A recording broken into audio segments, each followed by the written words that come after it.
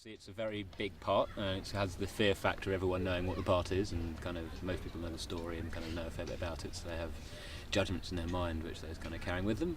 But it's just a case of getting up on its feet and doing it, really. The great thing about Shakespeare, and particularly noticeably in this play, is it's so well written that just through the process of doing it, you find yourself going on that emotional journey anyway. I mean, I've found myself getting very emotionally involved even when I was just reading the play.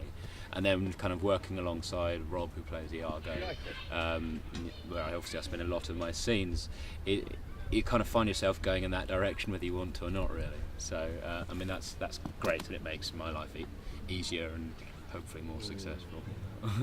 But aside from that, it's just trying to kind of remember who he is, you know, being a leader, a warrior, a man descended from royalty, very proud, very physical, very kind of comfortable in who he is, and just trying to kind of carry that bearing with you and then taking that through the descent. I mean, possibly the being in the round is probably more difficult than being outdoors. I mean, being outdoors, obviously you've got to do your vocal work and make sure that people can hear you, and hope it doesn't rain too much, and if it does rain, what are you going to do so you don't fall over?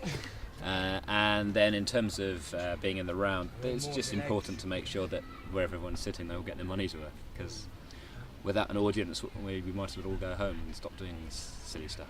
Well, I mean, when you're in a setting like this, the draw is fairly obvious. It's kind of such a beautiful place, and it has that kind of timeless quality in the play, so it helps create an atmosphere for the actual piece, I think.